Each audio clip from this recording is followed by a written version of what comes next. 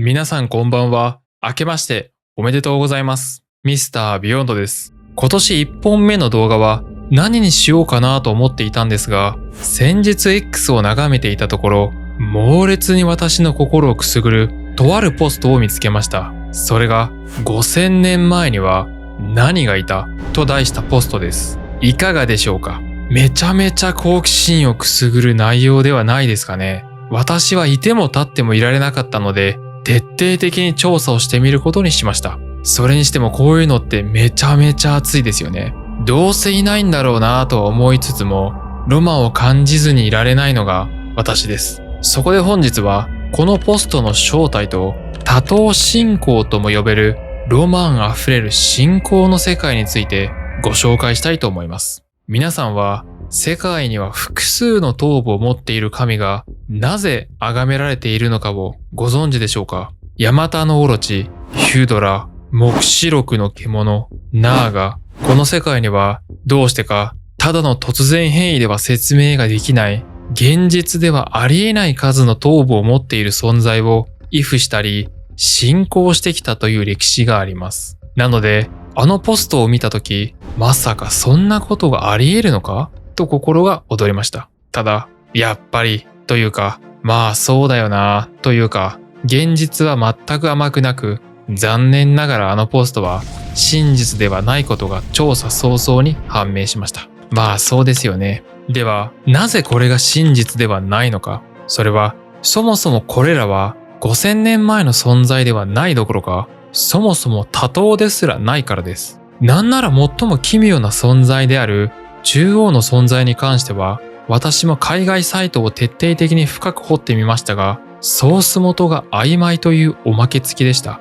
一応後に紹介はしますが、話半分で聞いていただけたら幸いです。では、これらは一体何であるのか。その答えは、左から西暦400年から700年頃の生贄となった球技選手、中央が紀元前2000年頃、スレクイワエ、一番右は12世紀頃、女神マナサになります。いや、全然違うやん。そう、全然違うんです。まあ、それぞれの正体をつかめたので、よしとしましょう。簡単にそれぞれを共有しますと、まず、一番左の生贄となった球技選手についてですが、このレリーフは中央アメリカの古典記ベラクルス文明によって描かれたことが分かっています。あまり聞き慣れない古典記ベラクルス文明ですが、これはメキシコ東部のベラクルス州を中心に栄えた古代文明みたいです。そして古典記ベラクルス文明において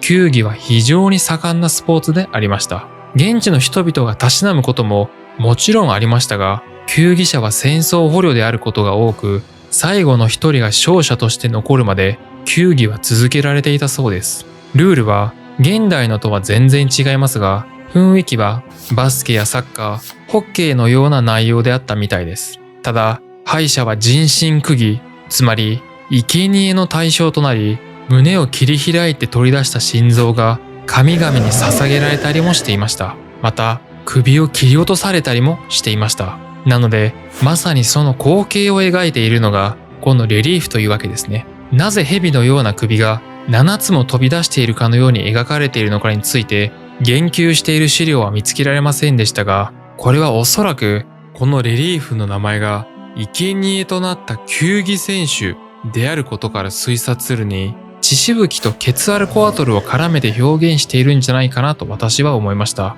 なんせ首なんて跳ねたら、それは血しぶきが出ますからね。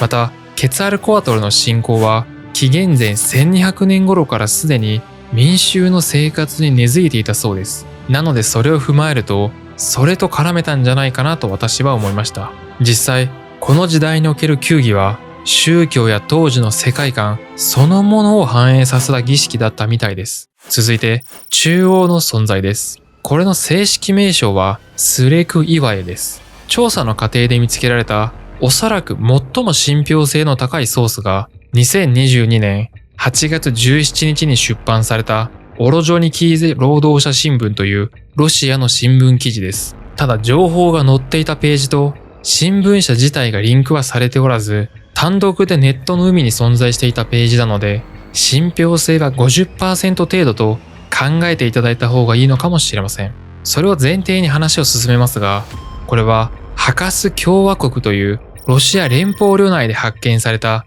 オクネフ考古文化に属するペトログリフのようです。いろいろと聞き慣れない言葉が登場するので解説します。オクネフ考古文化とは南シベリア牧畜民が起こした文化のことです。紀元前3000年から紀元前2000年初頭まで続いたと推測されている青銅器時代の文化です。続いてペトログリフですが、これは岩石や洞窟内部の壁面に刻まれたデザインのことです。こんな感じのやこんな感じのものです。まさしく古代って感じですよね。そんなスレク岩絵は紀元前2000年頃のものだそうです。つまりちょうどオクネフ考古文化が終わりかけている時に誕生したペトログリフですね。そしてこれに描かれているものは左から木、太陽、右下が人、右中央は弓を射る人、そして中央が三角冠をかぶった古代の女神ウマイと推測されています。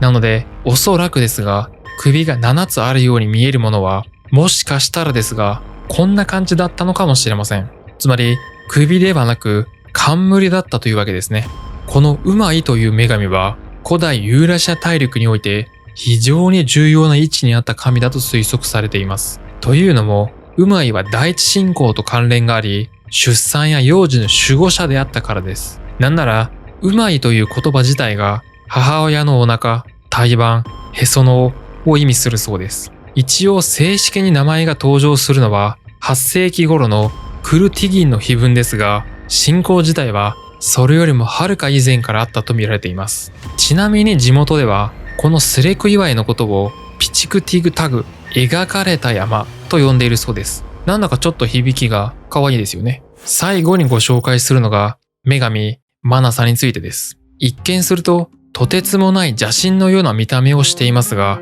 実はこの神、ヒンドゥー教における女神です。主にインド北東部で信仰されており、特に予防と治療、また豊穣と繁栄のために崇拝されているみたいです。そんな彼女は他にもビシャハリ、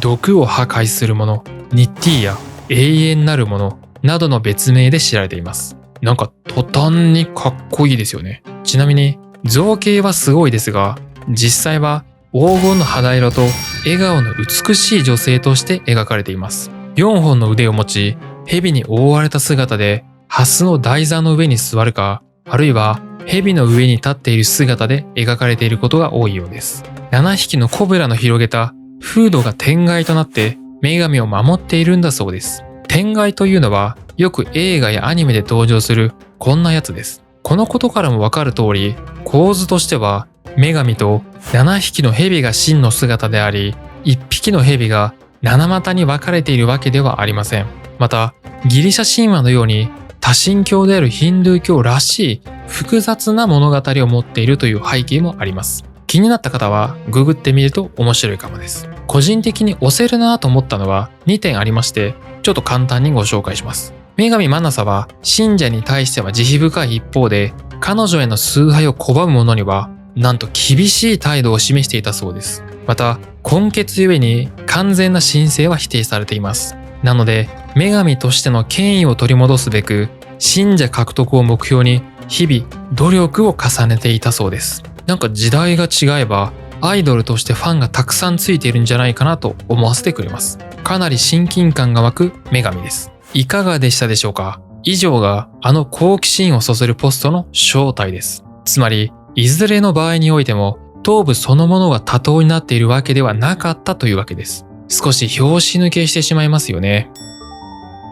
ただそれだけでは満足できないのがこのチャンネルです。確かに今回のポストの情報に真実性はなかったですけど、ではなぜ人類はこの世界にはいないはずの多頭という表現を多くの神話や伝説に残したのか、それについても調査をしてみました。すると面白いことに、私が調査できた範囲ではありますが、この多頭信仰ともいえる複数の頭部を持つ存在について信仰、言及している伝説は世界中に78例存在していることが分かりました。そのほとんどは神仏やソロモンの悪魔、中国最古の地理書である船外鏡に登場する異形たちでした。しかし、12体だけは時代や場所を問わず共通点を持って信仰されてきたことが分かりました。それがドラゴンや蛇神です。いずれも明らかに同じ存在といっても差し支えないくらいには似ているんじゃないかなと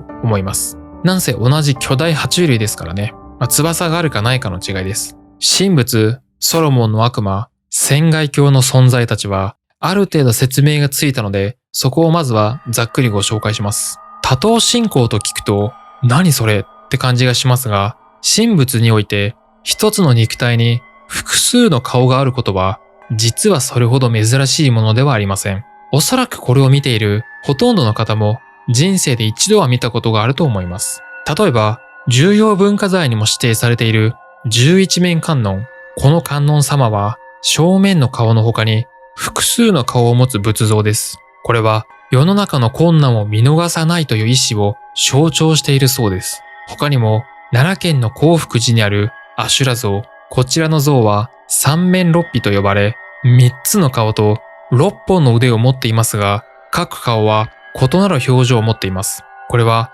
内面的な葛藤や感情の多様性を表現しているそうです。なので、仏教における多頭は実在した何かをモデルにしたのではなく、人類を救済するためにあえてデザインされていると言えそうです。他にも大徳明王、金剛夜叉明王などたくさんいます。ちなみになぜそうなったのかについてはもっと深く調査をしてみないと何とも言えないんですが、ヒンドゥー教が紀元前2300年頃にインドで誕生しました。その数世紀後である紀元前5世紀頃に仏教もまた同じインドで誕生しました。これを踏まえるとヒンドゥー教の影響を受けた可能性はかなり高いんじゃないかなと私は思いました。なんせヒンドゥー教の神々は大体複数の顔を持っていますからね。続いてソロモンの悪魔についてです。ソロモンの悪魔のソロモンとはもともと旧約聖書に登場する古代イスラエルの王様のことを指します。ソロモンがなんやかんやあって神からソロモンの指輪をもらったことをきっかけに悪魔を刺激できるようになったというのがソロモンの悪魔のざっくりとした背景です。では、ここで言う悪魔とは何であるのか。悪魔的な存在はおそらく世界のすべての宗教に登場しています。しかし、ソロモンは旧約聖書の登場人物です。なので、それに準ずると悪魔イコールサタンと言い換えることができそうです。サタンは神に反逆した堕天使です。悪の象徴とも言われています。そして人間を誘惑し、神の意志に逆らう存在として描かれているのです。ただ現実的な話をすると、悪魔は物理的に実体を持っているわけではなく、人間の悪の心そのものであるとも捉えることはできます。ソロモンの悪魔に登場する大量の悪魔は、醜悪で異形な見た目をしていますが、これは人間の悪の心を反映させた説や、宗教的な象徴として様々な動物をくっつけたという説など、いろいろあります。なので、多頭である理由は人間がそうデザインしたということになってしまいます。続いて、中国最古の地理書である船外鏡に登場する異形です。これは実際に見てみたらわかりやすいんですけど、確かに異形ではありますが、現代では遺伝子変異という現象が一定確率で起こり、それが原因で見た目が変化してしまうことが分かっています。なので、個人的にはこれらは全て突然変異した動物ではないかなと思いました。過去にいたかもしれませんが、それらはあくまで突然変異や見間違いの類のような気がしてしまいます。以上のことから、神仏、ソロモンの悪魔、船外鏡の異形がなぜ多頭表現を用いているのかは分かったかなと思います。一応その他にも他の宗教の神もいましたが、要は人間によって意図的に畏怖や凄みを増すためにデザインされたというわけです。そうして残ったのがこれらの存在です。彼らは時代を問わず多少姿形が違っても世界中で登場しています。ヤマタノオロチ、クズリュウ、エレンスゲ、サーカニ、キリム、ムシュマッヘ、ズメイ、ディーウェ、ロタン、ナーガ、ヒュドラ、ソウリュウ、黙示録の獣。見ていただくとわかるのですが、いずれも時代と場所がバラバラであることがわかると思います。ただ面白いことに、いずれもドラゴンのような見た目で複数の首を持っているんです。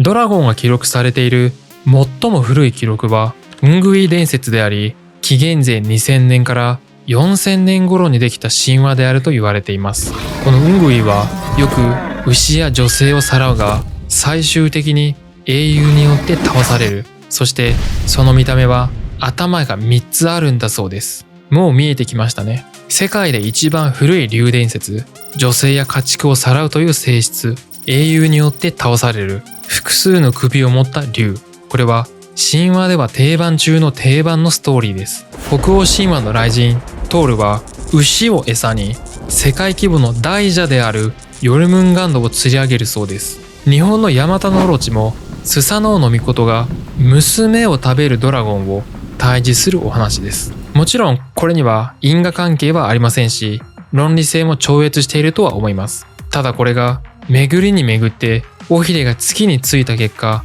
世界中の神話に爪痕を残したのではないのでしょうか。そんなことを考えさせてくれます。いかがでしたでしょうか。分かってはいましたが、そんなロマンにあふれた存在は残念ながら実在しなかったというのが真実のようです。まあ当たり前ですけどね。本当に実在していたらもっと大々的に記録として残っているはずです。ちょっぴり残念ではありますけどね。それではご視聴いただきありがとうございました。また次回の動画でお会いしましょう。バイバイ。